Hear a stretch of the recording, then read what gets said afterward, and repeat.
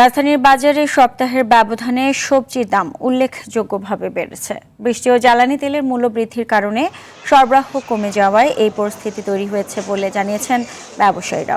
শসা, বেগুন, ধুন্দুল, টমেটো সহ বেশ কিছু সবজির দাম কেজিতে 20 থেকে 30 টাকা পর্যন্ত বেড়েছে। একই সঙ্গে পেঁয়াজ, ডিম ও ব্রয়লার মুরগির দামও বেড়েছে। পরিবহন খরচ বৃদ্ধি এবং খেতে পানি জমে ফসল তুলতে সমস্যা হওয়ায় বাজারে পণ্যের সংকট তৈরি হয়েছে। এছাড়া সয়াবিন তেলের দাম বাড়লেও সরবরাহ এখনো স্বাভাবিক হয়নি।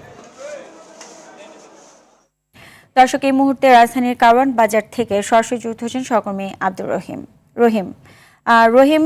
বাজারে সবজির ও ভোজ্য তেলের সরবরাহ কেমন দেখছেন এবং ক্রেতা বিক্রেতা কি বলছেন?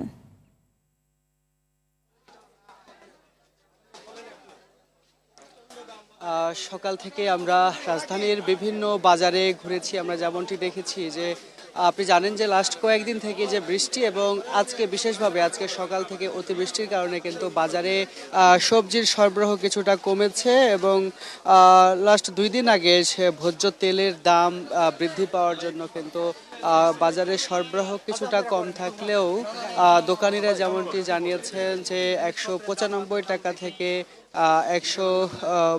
198 বা 200 টাকা লিটার কিন্তু তেল তারা বিক্রি করছেন। এছাড়া 5 লিটার যেই সোয়াবিন তেল রয়েছে সেটি কিন্তু আগে গায়ের দামে বিক্রি হলেও আমরা আজকে যেমনটি দেখেছি 960 থেকে 70 টাকা নিতে কিন্তু দেখা গিয়েছে। এছাড়া দাম বেড়েছে কিন্তু চিনির।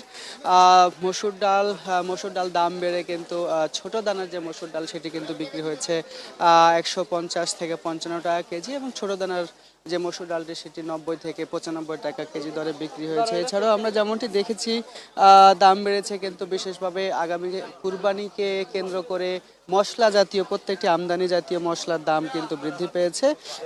এছাড়া আমরা যেমনটি দেখেছি দাম বেড়ে কিন্তু পোলাও চাল 150 টাকা খোলাটা এবং প্যাকেট চার যে চাল সেটি কিন্তু 190 টাকা কেজি দরে বিক্রি হয়েছে। দাম বেড়েছে কিন্তু খোলা ময়দার যেটি 45 টাকা থেকে বেড়ে কিন্তু 60 টাকা কেজি দরে বিক্রি হয়েছে। এছাড়া আমরা যদি মুরগির বাজারের কথা বলি, মুরগির বাজারে স্বাভাবিক ঠিক থাকলেও গত সপ্তাহের দামে কিন্তু বিক্রি হয়েছে। দাম ঠিক রেখে কিন্তু ব্রয়লার মুরগি বিক্রি হয়েছে 180 থেকে 90 টাকা কেজি। সোনালী বিক্রি হয়েছে 350 থেকে 60 টাকা কেজি দরে এবং দেশি মুরগি 60 টাকা কেজি দরে বিক্রি হয়েছে।